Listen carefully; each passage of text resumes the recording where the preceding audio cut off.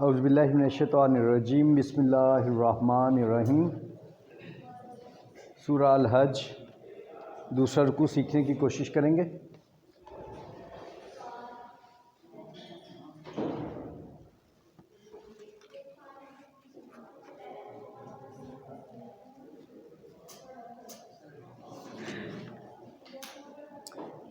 وَمِنَ النَّاسِ مَن یعبد اللہ علی حرف۔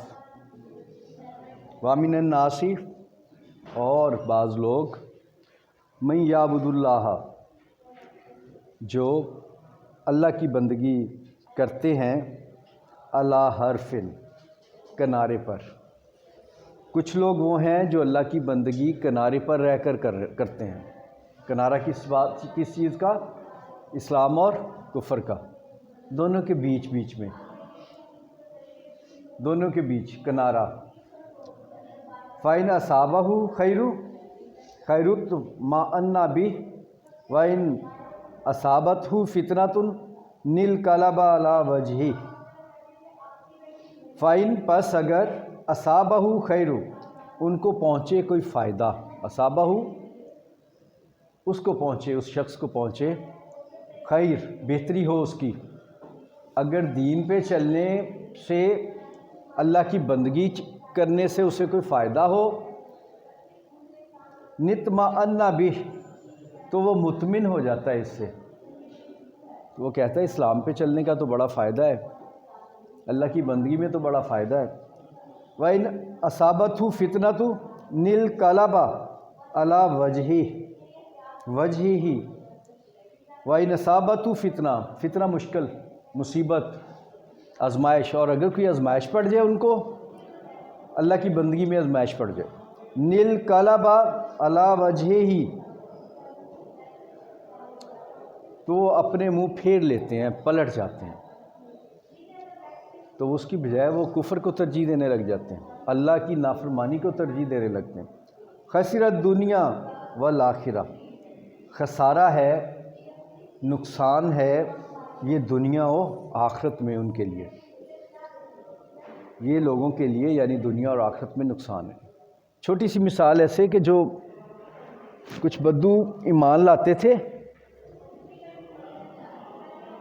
لمبا سفر ہوتا تھا، صحرائی علاقہ، سواری ٹرانسپورٹ کا اتنا انتظام نہیں تھا، تو واپس جاتے، اگر تھوڑے عرصے میں کوئی اونٹنی ہوتی وہ بچہ دیتی، اگر تو وہ اونٹنی دیتی جس سے آگے پھر اور پیدا ہو سکیں گے نا بچے، تو وہ خوش ہو کے کہتے دیکھا ہم ایمان لائے تو فائدہ ہو گیا۔ یا اگر ان کا کوئی اور نقصان ہوتا چھوٹا موٹا کوئی بھی، وہ کہتے لو اور لے لو، ایمان کی دعوت قبول کر لو۔ اپنے وہ اللہ کی بندگی کو اپنے دنیاوی فائدہ اور نقصان سے ماپتے تھے۔ ان لوگوں کو کہا گیا کہ یہ وہ لوگ ہیں جو کنارے پہ رہ کر اللہ کی بندگی کرتے ہیں، اگر اللہ کی بندگی میں ان کو فائدہ ہوتا ہے تو مطمئن ہے، اور اگر اللہ کی بندگی میں ان کی کوئی آزمائش آتی ہے تو منہ پھیرتے ہیں، پھر کہتے ہیں ہم تو کافر ہی اچھے تھے۔ اللہ پاک فرماتا ہے دنیا میں بھی اور آخرت میں بھی یہ لوگ خسارے میں۔ جیسے آج بھی اگر کوئی شخص اللہ کی بندگی پہ چلتا ہے، وہ رشوت نہیں لیتا، کرپشن نہیں کرتا، دوسروں کے مال میں کوئی فراڈ نہیں کرتا، کوئی ہیرا پھیری کر کے اپنا کاروبار نہیں کرتا، جھوٹی قسمیں کھا کے چیزیں نہیں بیچتا، اور پھر وہ مایوس ہو کہ دیکھا دین پہ چلنے سے، اللہ کی بندگی سے مجھے تو مصیبت آتی ہے، مجھے تو مشکل ہوتی ہے، میں تو اس سے ان جیسے ہی اچھا کہ میں رشوت بھی لوں، میں کرپشن بھی کروں، میں اللہ کی نافرمانی کروں، لیکن دنیا میں خوشحال تو ہوں گا۔ تو اللہ پاک فرماتا ہے اسے نہ ایسی بندگی سے کچھ ملے گا، نہ کچھ نافرمانی سے ملے گا۔ وہ دنیا میں جو رشوت، کرپشن، ایسی سب چیزوں سے مال دولت اکٹھی کرتے، بعد میں دیکھتے نہیں کیا حال ہوتا ہے ان کا، انجام کیسا ہوتا ہے۔ وہ دولت جو دوسروں کے مال کو غبن کر کے کمائی گئی ہو، بعد میں کتنے نقصان کا باعث بنتی ہے، کتنا گھروں میں فساد بنتا ہے ان کے۔ تو یہی اللہ پاک فرماتا ہے جو کنارے پہ رہ کے بندگی کرتا ہے تو وہ بندہ نہیں ہے، نہ وہ شیطان کا حق ادا کر سکتا ہے، نہ وہ رحمان کا کر سکتا ہے۔ ذالک هو خسران المبین، یہ تو کھلا کھلا اس شخص کے لیے واضح نقصان ہے، نہ اسے دنیا ملی نہ آخرت، دونوں طرف سے ذلیل و خوار ہو گیا۔ یدعو من دون اللہ ما لا یضرہ وما لا ینفعہ، یدعو پکارتا ہے من دون اللہ اللہ کے سوا، ما جو لا یضرہ اسے کوئی نقصان نہیں پہنچا سکتی، وما اور جو لا ینفعہ اور اسے کوئی نفع نہیں دے سکتی، پھر وہ ان خداؤں کے پیچھے چلنے لگ جاتا ہے جو نہ اسے نفع دے سکتے ہیں نہ نقصان دے سکتے ہیں۔ اس رکوع میں توحید کی بڑی خاص طور پہ تاکید کی گئی ہے، بڑی خاص تاکید ہے۔ ذالک هو الضلال البعید، ذالک یہ تو ہے، ہوا وہ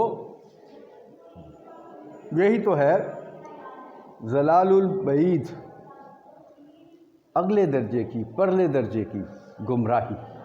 یہ تو بہت بڑی گمراہی ہے کہ وہ اللہ کی بندگی اس لیے چھوڑ دے کہ اس میں مشکلیں آتی ہیں اور اللہ کے سوا دوسروں کو اپنا رب بنانے کی کوشش کرے، وہ اپنی اچھائی ترک کر کے شیطان کا پیروکار بننے کا سوچے۔ اللہ پاک فرماتا ہے یہ تو بہت بڑے درجے کی، بڑی دور کی، پرلے درجے کی گمراہی ہے۔ کچھ لوگ ایسے ہیں جو اللہ کی بندگی کنارے پہ رہ کے کرتے ہیں، جب ان کو اس بندگی میں کوئی فائدہ ہوتا ہے تو مطمئن ہوتے ہیں، اور جب کوئی نقصان یا مشکل آزمائش آتی ہے تو منہ پھیر لیتے ہیں۔ ایسے لوگ گمراہ ہیں، قرآن کہتا ہے ان کا نہ دنیا میں کچھ ملے گا نہ آخرت میں ملے گا، یہ خسارے والے، اور یہ کھلا خسارہ ہے۔ اور پھر وہ کیا کرتے ہیں؟ وہ اللہ سے پلٹ جاتے ہیں اور ان لوگوں کو، ان آستانوں کو، ان مزاروں کو، ان لوگوں کو جو ان کا کوئی فائدہ نہیں کر سکتے، صاف کہہ رہا ہے اللہ پاک، کوئی فائدہ نہیں کر سکتے، وہ انہیں خدا بناتا ہے، ان سے مدد مانگتا ہے، اور یہ اس سے کہا جا رہا ہے کہ اللہ سے پلٹ کے دوسروں کی طرف جانے کو، یہ بہت پرلے درجے کی گمراہی، یعنی ایمان لے آئے تھے یہ لوگ، پھر شرک کی طرف گئے ہیں۔ ایک تو ہے ہی مشرک کھلا کھلا، وہ اللہ کو مانتا ہی نہیں ہے، ایک آگے یہی ذکر آ رہا ہے، ایک ہے جو پکا مسلمان ہے، وہ دوسروں من گڑت عقائد پہ نہیں چلتا، خالص ہے توحید میں۔ یہ بیچ والے لوگ جو ایمان لے آئے تھے اور اب پلٹ گئے ہیں، یہ تو اور بڑے خسارے والے قرار پائے، گمراہ قرار پائے۔ یدعو لمن ضرہ اقرب من نفعہ لبئس المولا ولبئس العشیر، یدعو پکارتا ہے،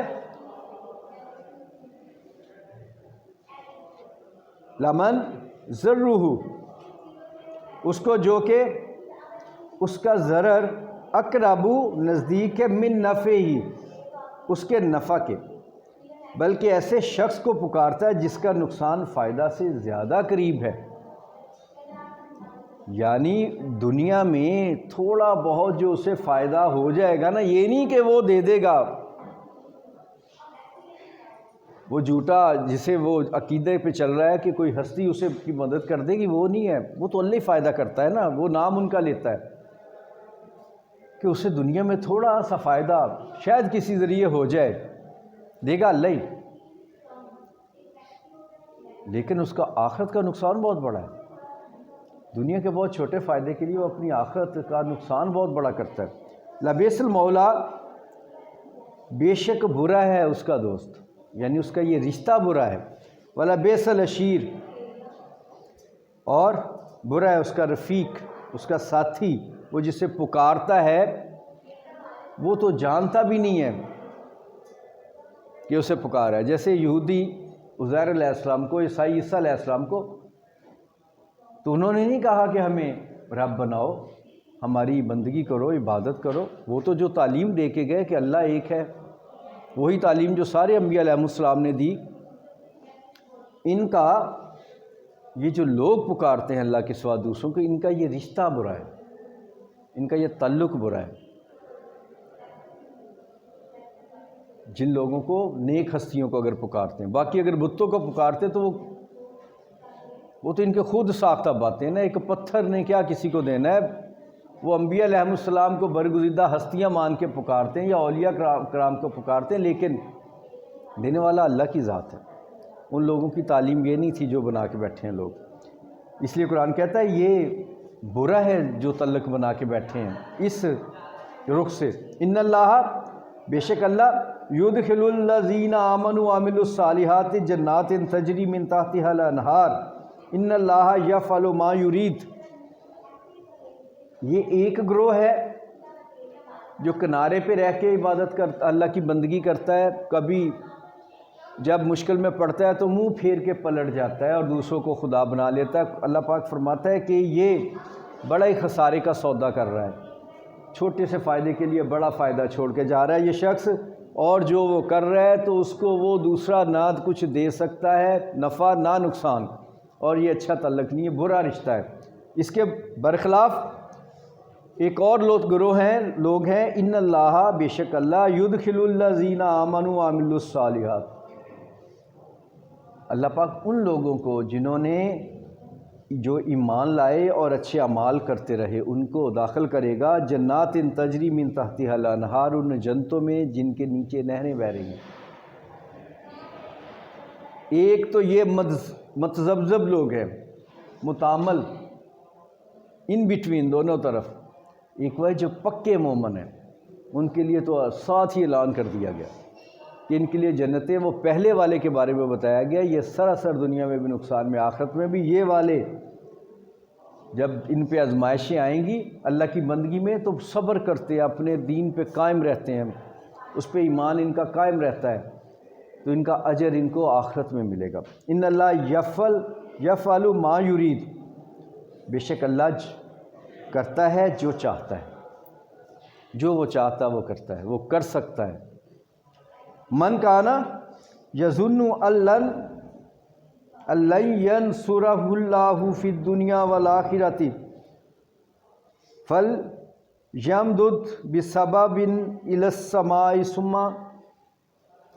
ثم لیقطع فلینظر هل یذہبن کیدہ ما یغیظ۔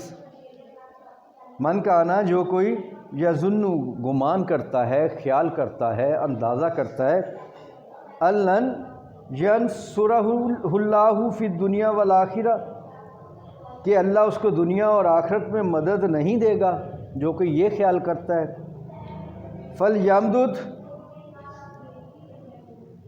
بس اسے چاہیے کہ کھینچ لے جائے، بسبب، ایک رسی، الی السماء، آسمان کی طرف۔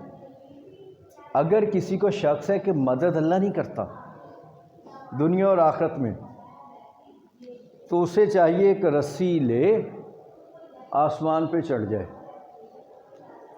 ثم لیقطع، اور پھر اسے قطع کر کے دیکھے، کاٹے آسمان کو، فلینظر، پھر اس کو دیکھے، حل، کیا، یذہبن کیدہ ما یغیظ، پھر دیکھے کہ آیا یہ تدبیر اس کے غصے کو دور کر دیتی ہے۔ اگر کسی کو لگتا ہے کہ اللہ نہیں مدد کرنے والا، یہ دوسرے ہیں، تو ایسا کرے وہ آسمان پہ چڑھے، جا کے چیک کر آئے۔ یہ تو لفظی مفہوم ہے قرآن کا نا، ایک خاص طنز، خاص سخت فکرہ، غصے بھرا، حل یذہبن کیدہ ما یغیظ، پھر دیکھے کہ آیا یہ تدبیر اس کے غصے کو دور کر دیتی ہے، اسے نقصان ہو رہا، اس کا فائدہ ہی نہیں ہو رہا، بھلا نہیں ہو رہا، وہ باقی دوسروں کو چھوڑے، سب کو وہ کوشش کرے، لمبی رسی لے کے آسمان تک چلی۔ یہ ایگزیکٹ، یہ لفظی معنی ہے نا، تو بہت سارے مفہوم جو ہوتے ہیں لفظی ہوتے ہیں، انہی سے سمجھ آتی، تو اس لیے یہ سخت فکرہ کہا گیا ہے۔ کیا کوئی کر سکتا ہے ایسا؟ کوئی بھی نہیں کر سکتا۔ ایک وقت آ جائے انسان ٹیکنالوجی میں اتنا ترقی کر جائے، اوپر آسمانوں تک گھومتا پھرتا رہے، شاید اس موقع پہ اس آیت مبارکہ کے خاص معنی ظاہر ہوں۔ ابھی تو ہمارے سمجھ میں، ناقص عقل میں یہی بات ہے، یہ محاورتاً بات کہی گئی ہے کہ تم کر کے دیکھ لو، تسلی کر لو اپنی، وہ اوپر جنت دوزخ دیکھ لو جا کے۔ دیکھو تو جو مرے ہوئے لوگ ہیں ان کی ارواح موجود ہیں یا نہیں؟ دیکھو تو وہ مرے ہوئے لوگ قیامت کے منتظر ہیں یا نہیں؟ کیا جو میرے رسول صلی اللہ علیہ وسلم نے جو باتیں تمہیں بتائی ہیں، جنت بری نہروں بری جنتیں ہوں گی اور آگ والے دوزخ جہنم ہوں گے، دیکھو خود جا کے اگر تم اس طرح رکھتے ہو۔ اگر نہیں رکھتے تو پھر یقین کرو نا کہی ہوئی بات کا۔ اگر اتنی استطاعت نہیں رکھتے تو میرے پیغمبر کا پھر ایمان لے کے آؤ، یا تو پھر کر لو تسلی اپنی۔ اللہ نے تو سب سے بڑی نشانی اپنے رسول ہی کو بھیجا ہے۔ اگر تمہیں اس نشانی میں بھی ایمان نظر نہیں آتا، اگر اس کی وجہ سے بھی اللہ پہ یقین پختہ نہیں ہوتا، تو پھر یہی حال ہے کہ جا کے دیکھو۔ محاورتاً بات کہی گئی ہے یہاں پہ کہ پھر اپنی تسلی کے لیے اتنی کر سکتے ہو، پھر تمہیں سمجھ آ جائے گی، پھر تمہارے یہ جو مایوسیاں پھر ختم ہو جائیں گی۔ اگر ایسا ہی کرنا ہے تو پھر یہی حل ہے، ورنہ تمہیں جانے کی ضرورت نہیں ہے۔ اصل جو بات یہاں کہی جا رہی ہے محاورتاً، تمہیں اوپر چڑھ کے جا کے تصدیق کی ضرورت نہیں، میرے رسول تمہارے پاس تصدیق کر تو رہے ہیں۔ اللہ نے ان کی کہاں کہاں مدد کی، کیا یہ کافی نہیں ہے اللہ پہ یقین کے لیے؟ آپ کو بتایا تھا نا یہ سورہ بالکل مکی زندگی کے آخری حصہ میں یا مدنی زندگی کے بالکل شروع میں ہے۔ یہ بڑا مشکلات کا دور ہے، مایوسی ہے وہ پھیلا رہے ہیں مشرکین مسلمانوں میں۔ حضرت ابو طالب کی وفات کے بعد قتل کے درپے ہوئے ہیں مسلمانوں کے، تو اللہ پاک فرماتا ہے کہ مددگار تو اللہ ہی ہے، کسی کو یقین نہیں ہے تو اتنی اگر صلاحیت رکھتا ہے تو آ جائے اوپر آ کے دیکھ لے، پھر نیچے تو میرا رسول گواہی کے لیے موجود ہے، وہ کافی ہے۔ مفہوم یہ ہے وَكَذَلِكَ أَنزَلْنَاهُ آيَاتٍ بَيِّنَاتٍ وَأَنَّ اللَّهَ يَهْدِي مَن يُرِيدُ وَكَذَلِكَ اسی طرح أَنزَلْنَاهُ ہم نے اتارا نازل کیا آیاتٍ اپنی نشانیاں، بینات واضح نشانیاں۔ یہ جو وہی بات جو میں نے کہا، یہ نشانیاں تو موجود ہیں، سب سے بڑی نشانی اللہ کے رسول صلی اللہ علیہ وسلم خود ہیں جن کی زندگی سامنے موجود ہے، اوپر جانے کی ضرورت نہیں ہے۔ قرآن کہتا ہے یہاں ہم نے اتارا ہے، یہاں پہ انزلناہ آیات نشانیاں، آیت کا مفہوم قرآن بھی ہے۔ یہاں پہ ہم نے قرآن اتارا تو ہے کھلی کھلی بات کرنے کے لیے، ابھی بھی تمہیں آنکھوں دیکھی تصدیق چاہیے اوپر جا کے۔ دوسرے مفہوم نشانی، دوسری آیت کے دو معنی ہوتے ہیں نا، یہاں ہم نے تمہیں نشانیاں اتار دی ہیں، اوپر آنے کی ضرورت نہیں ہے تمہیں، یہی موجود ہے نشانیاں، ذرا آنکھیں کھولو، اپنے دنیاوی لالچ کو چھوڑ کے دیکھو۔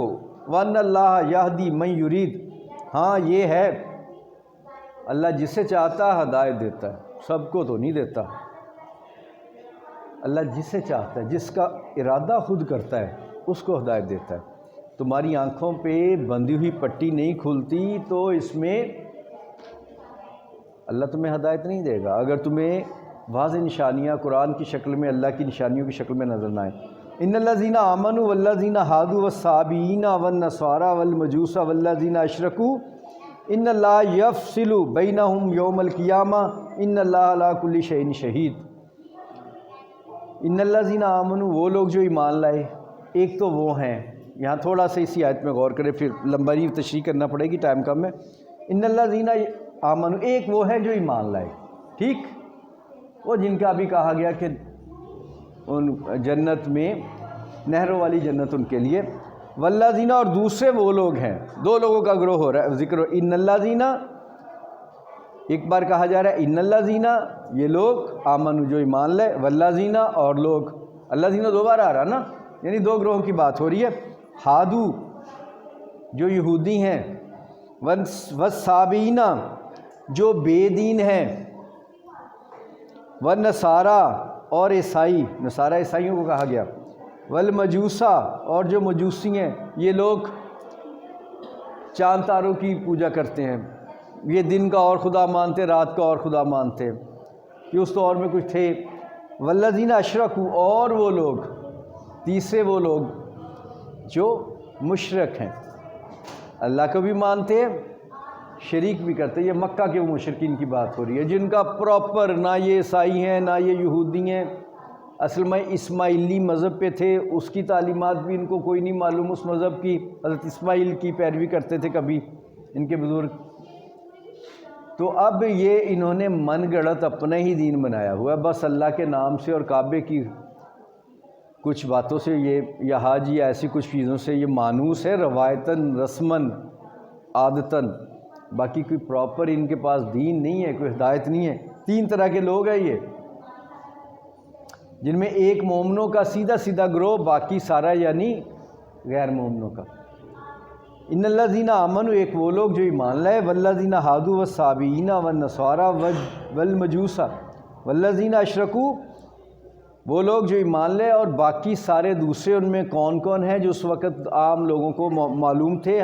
یہودی، صابی، جسے سیکولر بھی کہہ دیتے ہیں، جو کہتے ہیں جی بس یوگا کر لو، باقی سارا کر لو، یہ کافی ہے، ذہنی سکون چاہیے، کوئی روحانیت باقی یا نعوذ باللہ آخرت کی فکر کرنے کی ضرورت نہیں، بس دلی سکون کافی ہے۔ صابی والنصارہ، اور عیسائی اور مجوسی جو ہیں اور مشرک جو ہیں، یہ سب 2 گروہ ہیں۔ ان اللہ یفصل بینہم، ان اللہ بے شک اللہ یفصل فیصلہ کر دے گا، بینہم ان کے بیچ میں، یوم القیامہ روز قیامت، اللہ تعالیٰ قیامت کے دن ان کے بیچ میں فیصلہ کرے گا کہ یہ ابھی جو نہیں نا، یہ بڑے پکے ہیں لوگ جو اللہ کی سوا چھوڑ کے دوسروں کو مانتے ہیں نا، قیامت کے دن فیصلہ جب ہوگا، مطلب یہ نہیں فیصلہ کر دے گا، فیصلہ تو ابھی ہو چکا ہے، اللہ کے رسول سچے ہیں، بات تو ابھی بھی ون سائیڈڈ ہے، لیکن جو نہیں مانتے نا ان کو کہا جا رہا ہے تمہیں اللہ اپنا فیصلہ تب سنائے گا، ابھی نہیں تم پہ کرے گا، ابھی تم پہ کوئی زبردستی نہیں ہوگی، ابھی تم بھاگ لو جو بھاگتے ہو، اس دن جب پکڑے گا تب تمہیں پتہ چلے گا۔ ان اللہ علی کل شیء شہید، بے شک اللہ ہر چیز کا گواہ ہے، خبر ہے اس کو۔ الم تری ان اللہ یسجد لہ من فی السماوات ومن فی الارض والشمس والقمر والنجوم والجبال والشجر والدواب وکثیر من الناس وکثیر حق علیہ العذاب ومن یہن اللہ فما لہ من مکرم ان اللہ یفعل ما یشاء۔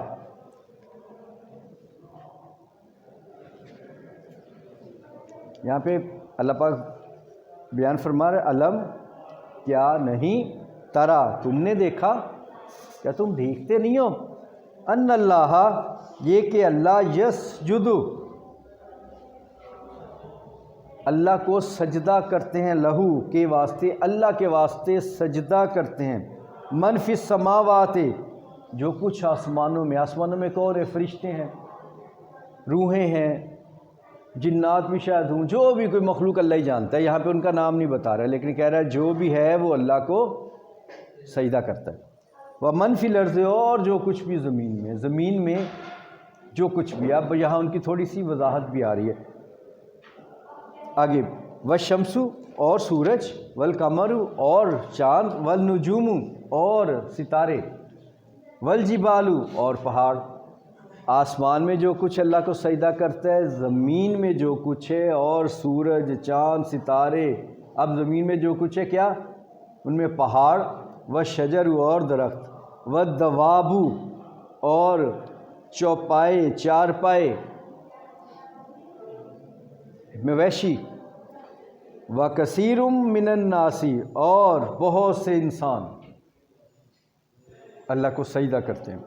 یہاں پہ چونکہ سجدے کی بات آ گئی ہے، اسے آیات سجدہ بھی کہتے ہیں۔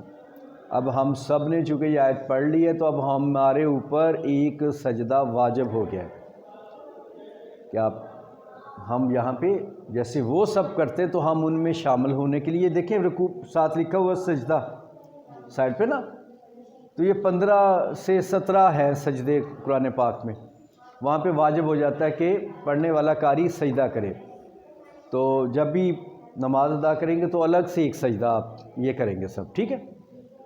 تو یہ ہمارے اوپر جو واجب ہے، یہ لازمی نہیں ہے کہ اسی وقت فوراً کر دیا جائے یا ابھی ہم کریں اس کا اہتمام، لیکن واجب ہو گیا ہے، اب جتنا جلد ممکن ہو سکے کرنا چاہیے۔ تو اللہ پاک فرماتے ہیں تمہارے بیچ میں فیصلہ ہو جائے گا قیامت کے دن، لیکن یہ ابھی اتنا دیکھو، آنکھیں کھولو، کیا تم نہیں دیکھتے؟ مفہوم کہاں سے آیا؟ علم ترا، یہ آج شروع ہو رہی نا، کیا تم دیکھتے نہیں؟ جو کچھ آسمانوں میں ہے، زمین میں ہے، پہاڑ ہے، ستارے ہیں، چاند ہے، سورج ہے، چوپائے ہیں، یہ سب سجدہ کرتے ہیں اللہ کو۔ آپ کو بتایا تھا پڑھتے ہوئے، ہم پیچھے پڑھا تھا آیات مبارکہ میں، جب داؤد علیہ السلام تورات زبور کی تلاوت فرماتے تھے تو پرندے اکٹھے ہو جاتے تھے، چوپائے آ جاتے تھے، وہ بیٹھ کے ساتھ زبور کی تلاوت کرتے تھے۔ اس کا مطلب ہے ایک زبان جو انسان کو ملی ہے، جو اپنا معافی ضمیر اپنی بات دوسرے تک پہنچا سکتا ہے، عقل، ذہن، دماغ، جبلت، جو بھی جیسا کچھ بھی ملا ہوگا حیوانوں کو، بہرحال وہ اپنے رب کو پہچانتے ہیں۔ یہ ایک جاہل انسان ہے جو رب کے سوا دوسروں کے پیچھے پھرتا ہے، باقی جو ہیں وہ اپنے بے زبان جنہیں ہم کہتے ہیں اپنے رب کو پہچانتے ہیں اور اس کی تسبیح کرتے ہیں۔ صبح صبح اٹھ کے جو مرغ بانگ دیتا ہے تو کیا ہوا؟ اسے بھوک لگی ہے جو روتا ہے، وہ تسبیح کرتا ہے۔ صبح صبح چڑیاں کیوں چہچہاتی ہیں صبح سویرے؟ وہ اللہ کی تسبیح بیان کرتی ہیں۔ درخت جھومتے ہیں، ہوائیں چلتی ہیں، ٹھنڈک دیتی ہیں، سکون ہوتی ہے، کیا محسوس ہی ہوتا ہے ان میں کتنی رحمت ہے؟ یہ سب کا سب اللہ پاک فرماتا ہے۔ اور بہت سارے انسان وَكَثِيرٌ مِّنَ النَّاسِ، اور بہت سارے انسان اللہ کو سجدہ کرتے ہیں۔ وَكَثِيرٌ حَقَّ عَلَيْهِ الْعَذَابُ، اور بہت سارے حق کا جن پہ ثابت ہو گیا علیہ العذاب، بہت ساروں پہ عذاب۔ کتنے خوش نصیب ہیں وہ لوگ جو اپنے رب کی تسبیح کرتے ہیں، اسے سجدہ کرتے ہیں، زمین و آسمان میں، یہ چاند بھی، یہ سورج بھی۔